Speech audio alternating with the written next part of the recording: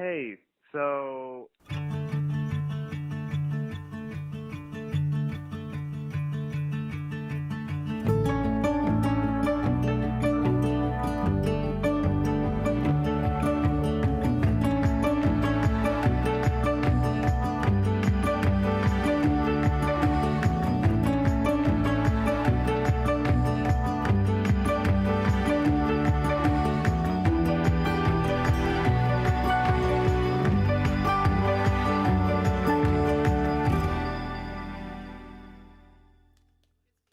Hey, welcome to Compass. Our mission is navigating people to God.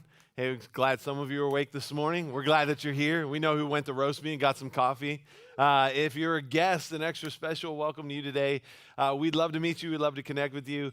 We have a gift that we'd like to give you. If you're in the room, stop by the Next Steps area on your way out. If you're at home, you can text at any time in the service, Connect NFW to 94,000. We'll send you a gift. It's our way of saying thanks for being here.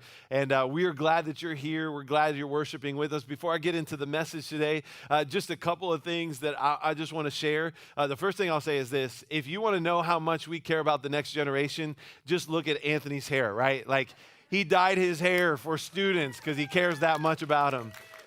And we love our students here. We love Compass kids here. And so if you've got kids or students, we want them to get plugged in and connected here because it makes a difference. And so make sure that you're sending them to Compass NoFo students or you're sending them to Compass kids here because we want to show them the love of Jesus in those areas. And so, man, I love what Anthony and Kim are doing and just for all the ministry that they serve for our students and what Francesca does for our kids. And then how about Rob Jones? Like you can tell that dude was at camp with high school students all last week. You could tell that this morning, couldn't you? Like he is on fire right now, energized as all get out. And I love our worship team. I'm so grateful for them. And then as Anthony said, starting on the 27th, mark your calendars, we're at Eaton High School. And I can't wait to get back there because what that means is we're right in the heart of our community. We're right across the street from our new building that'll be going up and we'll be going into this fall, right? And so I'm really excited about that. Now, as Anthony said, we need your help. We need volunteers to serve on our setup and our teardown crew because it's going to take all of us to make that happen. Those of you at home, maybe you haven't come back yet. A great time to come back is when we're back at Eaton and we can get you plugged in on a serving team. It's a way to connect here. It's a great way to connect here at Compass North Fort Worth. So fill out those cards. Let us know after the service today if you're interested in helping with setup and teardown. We're going to need you, and we know that you'll step up to the plate in that way. So thank you for that in advance. Well, today we're wrapping up this series that we've been in called Say. And I don't know about you, but this series has been really one that has been impacting me. I hope it's been impacting you. Like as I've been writing the messages, I was like, ooh, I needed to hear that. And I hope that's how you felt as well. And if you've missed any of the weeks, maybe you're new, if this is your first time, hey, I want to encourage you, go back, check out those messages or listen to them online or watch them online. Because we've been talking about through this series that we've been looking at these different statements. I've been giving you a different statement each week. And we've been saying that when we understand these statements, it should help us to understand the power of our words and their potential to change your life and the lives of others. Now, I want to ask you a question today as we begin. Have you ever had one of those moments in life where you said something and immediately you knew you shouldn't have said it? Some of you are laughing because you know exactly what that statement was, right? I remember a friend telling me about a time they went to visitation hours at a funeral home for a family friend, and when they got there, they had to stand in line for a while, and it was summer, and the air conditioning was out in the funeral home, so they stood in line. It was hot, and they finally got up to the front of the line, and there was the family ready to receive them, and one of the family members recognized my friend and said, hey, thank you so much for coming. It means so much, and we apologize for how hot it is in here. And my friend, without thinking, was like, yeah, it was so hot I thought I was going to die, right? Definitely not something you want to say when standing in line at a funeral visiting hours, is it? But maybe you didn't say something like that, but my guess is that maybe you said something else that you wish you had said. Has anybody ever said or asked the question of someone when they were due only to find out they weren't pregnant? Or maybe you've been on the receiving end of a question, do these pants make my butt look big? And you've said yes, which you should never say yes to, right? Or have you ever had one of those moments where the first thing that came out of your mouth, as soon as you said it, it came out in such an odd way that you knew you should have said it? We've all had those moments, right? I remember when my sister was in the first grade. She is a very opinionated person, and her teacher, she saw her teacher out in public, and her teacher had this teal green Pontiac Firebird, and my sister, she thought it was the ugliest car ever, and so the next day at school, she decided to tell her teacher exactly that, and so she went in, and she went, "Mrs. Welchenbaugh, I saw you driving your car the other day. I just want you to know it's the ugliest car I've ever seen." Well, my parents, they found out that my sister had said this, and so they told my sister that she had to apologize for it. My sister said, "Okay, I'll apologize, but I just want you to know I'm only telling the truth," right? Sometimes we say things that are true, but we shouldn't say them. Sometimes we say things that should never be said or that were never meant to be said. But sometimes I would argue that the best thing to say is actually that we should say nothing at all. And that's what we're going to talk about today. So we're kind of going to go in a completely different direction than the other 6 weeks in this series. And rather than giving you a statement of something that you should say, I think today what I want you to understand is that sometimes it's simply best to actually say nothing at all. If you've got a Bible or if you've got a Bible app on your smartphone, you go ahead and turn with me to the book of James. We're going to be in James chapter 1 today. And James is written by this guy. You guessed his name probably already. It's James, right? James is the half-brother of a guy, maybe you've heard of him before. His name was Jesus. And Jesus, my guess is, had said these very words to James at one point in time. And James, knowing that there was going to be a whole bunch of people who would follow after him who were going to need to hear these same words, he wrote them down. And so we read about him here in James chapter 1. And this is what James says starting in verse 19. He says, "Understand this, my dear brothers and sisters. You must all be quick to listen, slow to speak, and slow to get angry." Now, in my Bible, I underlined that first word there, the word that James says. He says, understand. He's like, I need you to get this. He's like, this is really important. This is a difference maker. You've got to get this. And then he goes on to say this. You must be quick to listen, slow to speak, and slow to get angry. And so what does James do there? He gives us these 3 action words, right? It's quick, slow, slow. And then notice how James starts out. He says, you need to be quick to listen. So James says the number one thing you need to do really well is be quick at not actually saying anything. You need to be quick at listening. You need to hear what the other person has to say, and you need to listen to what they're trying to tell you. Like I got to be honest with you. I wish that I was quick at listening, but I don't always listen very well. Actually, it's something that I have to work on. I'm not good when it comes to listening sometimes. You know what I'm quick at, though? I started to think about the things I'm quick at in my own life. I'm definitely quick when it comes to speak sometimes, which can get me in trouble. I'm always quick when it comes to getting things done. I'm a person who's always on the go. In fact, so much so that sometimes my wife, Amanda, will remind me that I'm running at 150 miles an hour, and everybody else is only running at 100, and I might want to slow down or nobody's ever going to catch up to me. And so I'm quick at doing things all the time. I'm also quick when it comes to giving my opinion. I'm also quick when it comes to getting annoyed. Now, my staff, they made some noise in the first hour because they know that's true, right?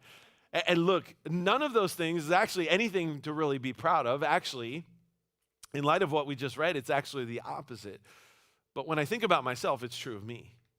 You know, I've always been the kind of person who likes to get things done on a rigid time schedule. Like I'm always about getting it done as soon as I possibly can. I don't like things, deadlines hanging or looming, and so I always get things done. And so when I was in college, whenever I had a book report for my English class or whatever, the professor would assign these books, and because I wanted to get them done as fast as I could, and I really didn't have a lot of time playing college basketball and everything, I didn't actually read the books. What I would actually do is I would just read the reviews that the people wrote on the back of the books, or I would go to Google and I would read for a review there, or I'd go to Amazon and read the Amazon reviews, or find a Cliff Notes version, and I would write an entire book report just off of that. I would never read the actual books. And I got good grades. I got things done, but in my speed to get things done, I missed out on a whole lot of maybe what I really should have been learning or understanding, because I had these other things that I thought were way more important. And so when I think about my life, I've been quick at a bunch of things, but maybe not quick at the thing that I need to be quick about most, which is being quick to listen. And you see, James' words here actually remind me of this story that we find in the gospel accounts of Jesus' ministry. We find it in Luke chapter 10, where Jesus goes to the home of these two sisters. Their names are Mary and Martha.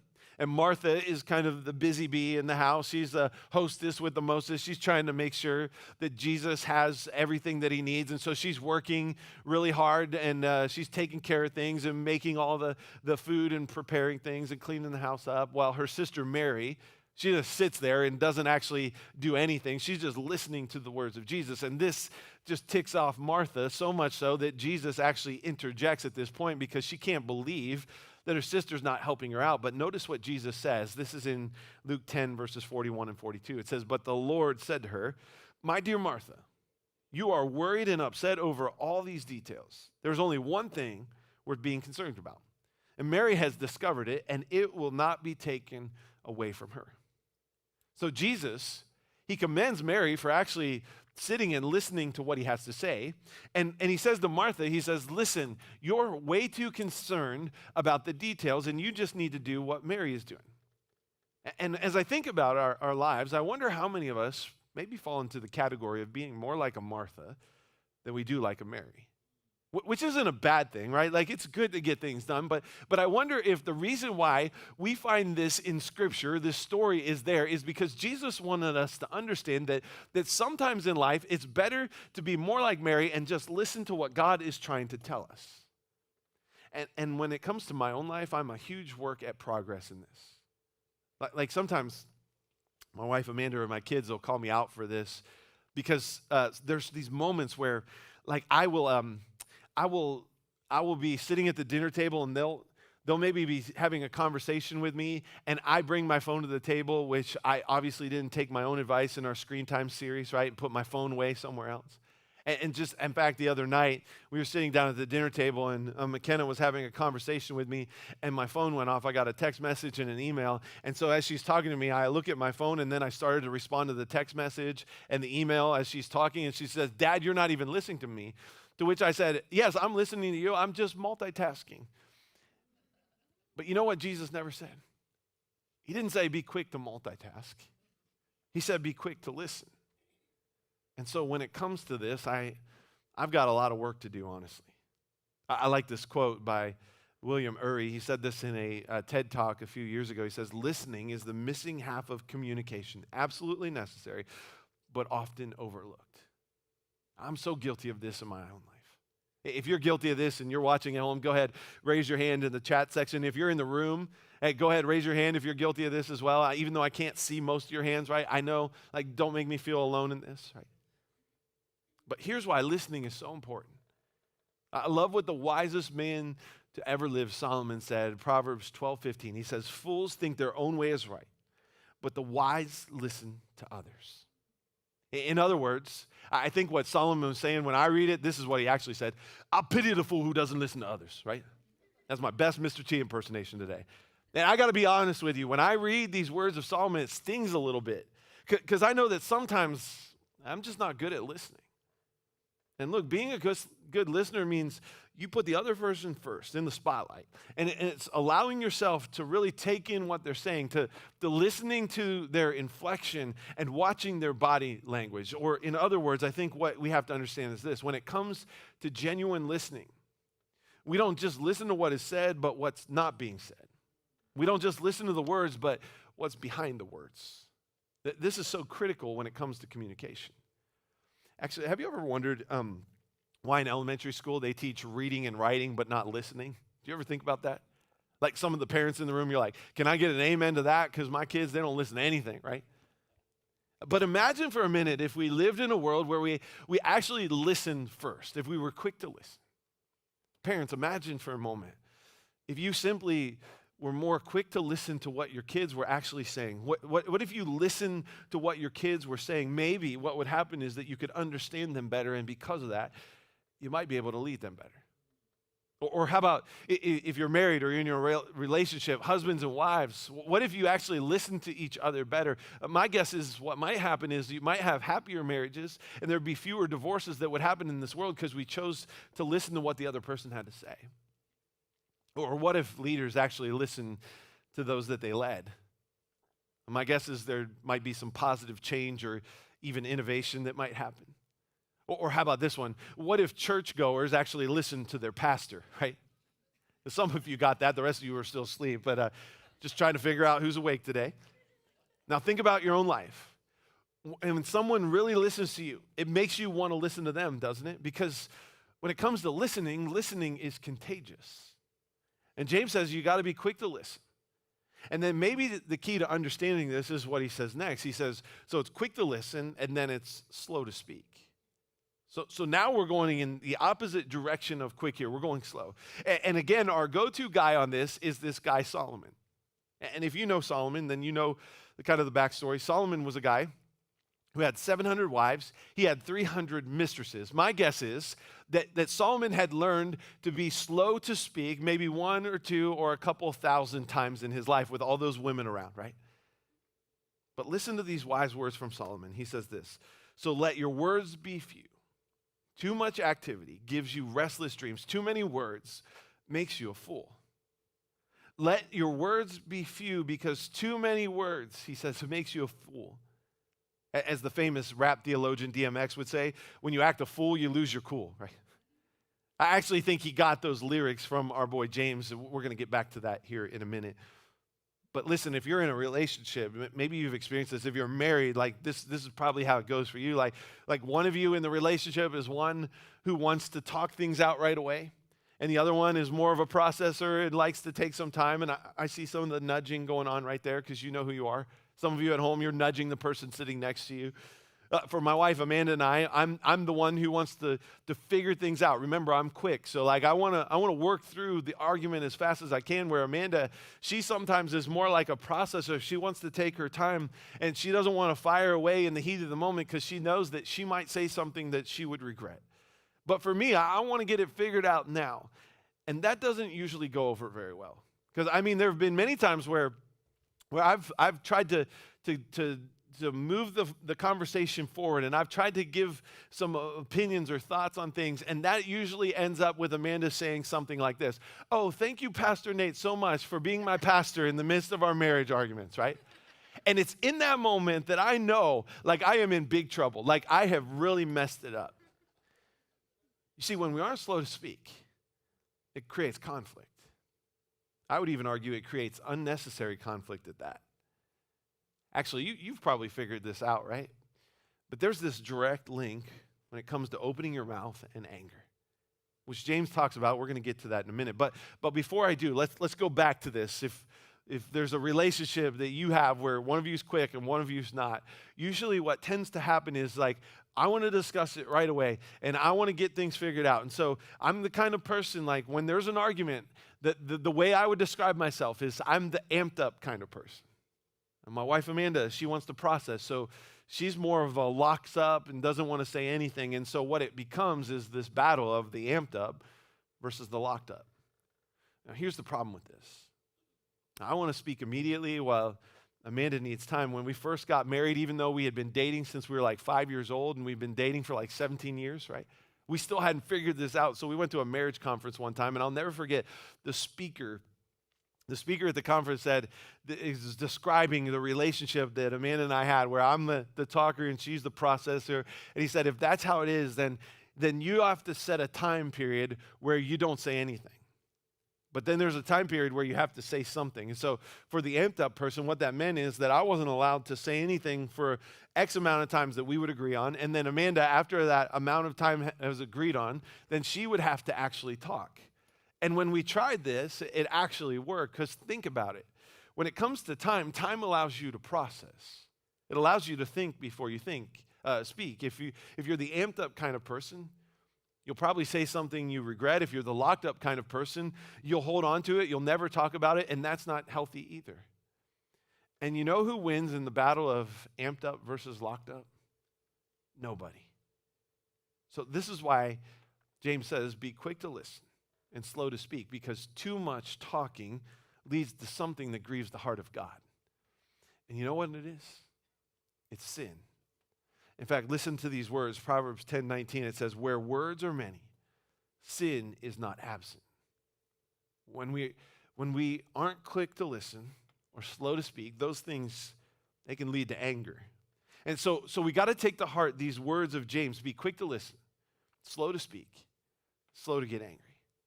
And look, anger is a common human emotion. Like we all have moments where anger kind of seeps in or creeps into our lives, right? A few weeks ago, I was at Target with the shopping plaza there with our son Blake. And if you go to the Target there in Presidio, you know what it's like. Like sometimes you can't even back out of the parking spot because there's just so many cars. And so on this particular day, like I'm trying to back my car out, and every time I try to back out, a car comes flying by. Like they don't even see that I'm there. Like, this happened multiple times, and I feel like I was trying to back out for about 3 minutes, and then finally, as I'm backing out, I finally got this space to back out. I got my car about 3/4 of the way out, and this lady comes flying down the aisle, and she's not slowing down, and she's honking the horn at me like I'm in the way. And at this point, I'm like ticked off. Like, seriously, I'm just trying to get out of Target and go home, right? And so I told Blake, I'm not letting her pass. And so, which is a great pastor thing to do, right? And so what I did is I backed out, and we were going in opposite directions. And so as we're going in opposite directions, man, I was already fired up. So I rolled my window down, and then I yelled, there are other people on the road. You could be patient once in a while. To which my son Blake, he just absolutely lost it. Like he thought it was the funniest thing because he'd never seen me get that mad at somebody. And so I was like, hey, whatever you do, don't tell your mom what I just did, all right? And you know what he did? He went home and he told his mom what I just did. And you know what Amanda said to me? She goes, Nate, you can't do that. You're the pastor at Compass North Fort Worth. Like people everywhere we go now, they know who you are. You can't do that. And I was like, don't worry about it. It's all good. I always wear a baseball cap when I'm out there to disguise my identity. Plus, I have the Gateway Church sticker on the back of my car, so they think I'm the pastor there anyway, right? We've all had those moments, right?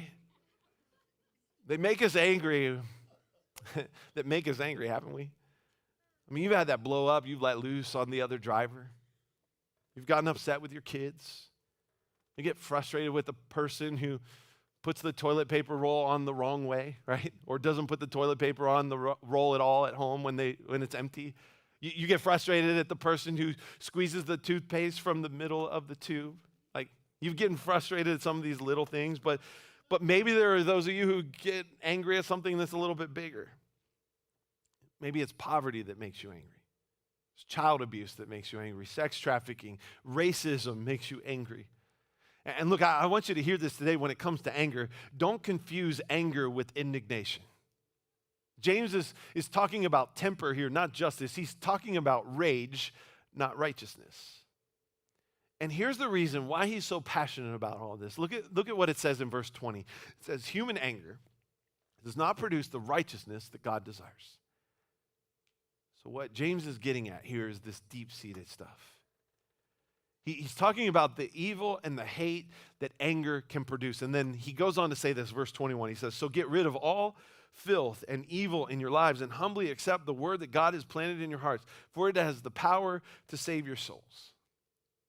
Paul says similar words, Colossians chapter 3, verses 8 and 9. He says this, but now you must also rid yourselves of all such things as these: anger, rage, malice, slander, filthy language from your lips.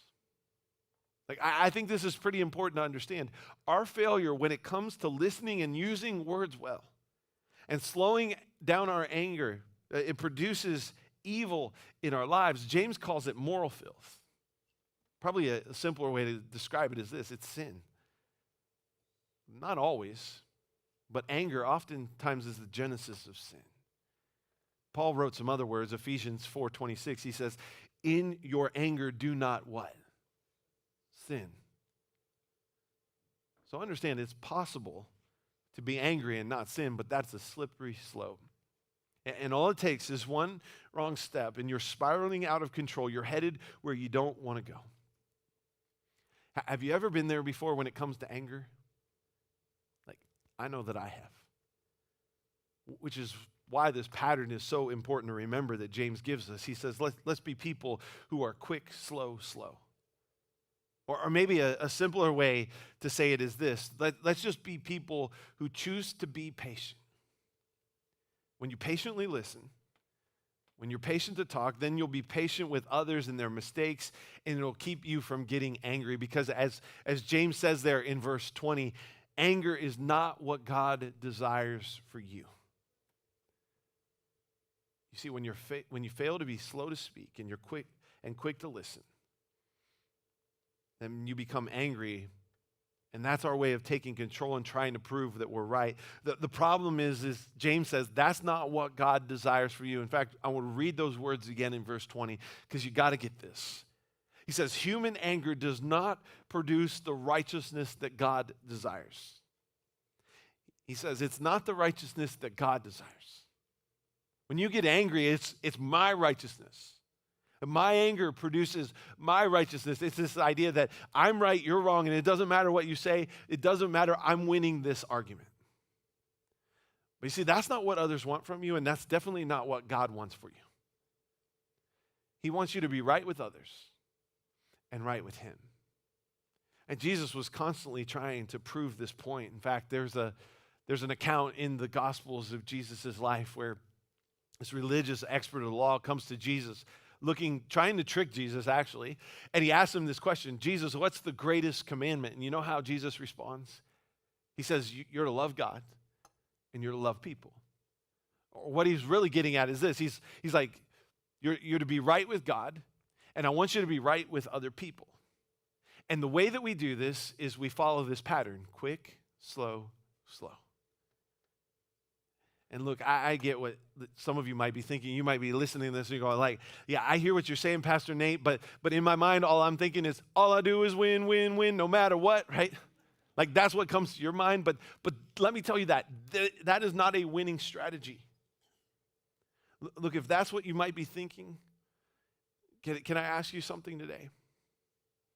What do you get when you win in a conflict? The answer is nothing. You get nothing. And you know what you become when you win in a conflict with the people that you love? You become a lonely champion. I mean, you won the argument, but you lost your spouse. You won the argument, but you lost the relationship with your kids. You won the argument, but you lost that longtime friend that you've had that relationship with for so long. You might have won, but what happens is you end up losing the thing that matters the most. Like you're holding the championship belt in your hands, but you're all alone. And that's why James says that's not what God desires for you. He says, so get rid of it because it'll leave you where you don't want to be, alone, isolated, and alienated. And my guess is this is where some of you find yourself today. Your marriage is not doing well because you failed to be slow to speak. Your family doesn't feel loved because you've chosen not to listen to what they have to say.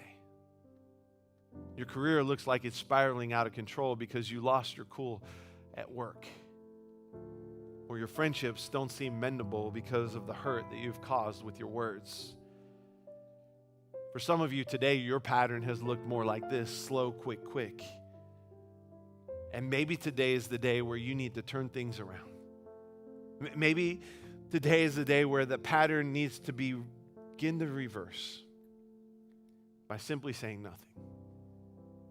Maybe it's time to take to heart these words of James. Be quick to listen, slow to speak, slow to get angry. A former president, Abraham Lincoln, he had this incredible ability to bring people together of different opinions and different ideals throughout his presidency. I read that one of the reasons that he was so good with this is that whenever he got upset, one of the things that he would do is he would sit down at his desk and he would begin to write on a piece of paper what he was upset about. In fact, if he was upset with someone, he would actually write it out as though he was writing a letter to that person to let them know what he was frustrated with. And then after he got done writing the letter, what he would do is he would actually fold it up. He would put it into the envelope like he was getting ready to address it, but he wouldn't actually address it. He would wad it up, and then he would throw it away. And what happened is this practice kept Abraham Lincoln from saying something out loud that wasn't necessary. It kept him from allowing his anger to get the best of him, and most of all, what it tended to do is it tended to diffuse the situation altogether. And by doing this, rather than Lincoln alienating himself from others, he became this leader that even those who didn't necessarily agree with the things the way that he did, They chose to follow him. And I believe it's because he followed James' words. Be quick to listen, slow to speak, slow to get angry. So let me challenge you. The next time you find yourself upset, sit down and write these words out. Then put them in an envelope. And then wad it up and throw it away. Be quick, slow, slow when it comes to what and when to say something. But let me also say this to you today. I believe that there are some of you here who maybe have not said something that needs to be said. And I want to go back to what we talked about in week 1 for just a minute. For some of you, you've been holding on and you need to say, I'm sorry to someone in your life, and you've never said those words. Maybe today's the day where you need to say, I'm sorry to someone who needs to hear it. For others of you, maybe you're on the other side. Like maybe you've had someone say that they were sorry to you, but you've never said anything in response. And maybe like we talked about last week, you need to go back and you need to say, I forgive you. I want to encourage you to do those things maybe this week. For all of us, I want to encourage all of us in our daily lives to be people who practice this pattern, quick, slow, slow. Because can you imagine how different our lives would be if we said, I'm sorry sometimes? If we said, I forgive you? If we said, thank you? If we said, I love you? If sometimes we said, I give up to those that we need to so that they can help us find the help that we need? What if sometimes we simply said nothing? But what if all the time we said the most important thing, that Jesus is Lord? I believe if we take these words to heart and we actually say them and mean what we say, then each and every day we can begin to look more and more like Jesus. And that Jesus begins to look like he is the Lord of our lives. And imagine what might happen if that's how we lived. The relationships with our spouses might change. The broken relationships with our kids could change. Our neighbors, our neighborhoods could change. Our communities could change. Our world could change. If we simply chose to look more like Jesus every day. And that's my prayer for all of us. My prayer is that through this series is that you've been challenged, that you've been encouraged to take to heart these words, not just to say them, but to mean what they say. And because of that, it would change things for you, and it would change things for others in your life. So let's be people who look like Jesus, who talk like Jesus, who take to heart these words of Jesus, and we live them out in our lives. Let's pray. Father, I thank you for your words that remind us of how we ought to live and the things we ought to say. And that sometimes the best thing to say is nothing at all. God, I pray that we be people who would be quick to listen, slow to speak, slow to get angry. I pray that we be people who look more and more like you each and every day, because we are declaring regularly that you are the Lord of our lives. And that plays out in our words, plays out in our actions, and it changes our relationships. God, we thank you for your love for us. We thank you for your word that provides us with so much wisdom that we can take to heart and we can apply to our lives and make a difference in our lives and the lives of others. We love you and we pray this in your name. Amen.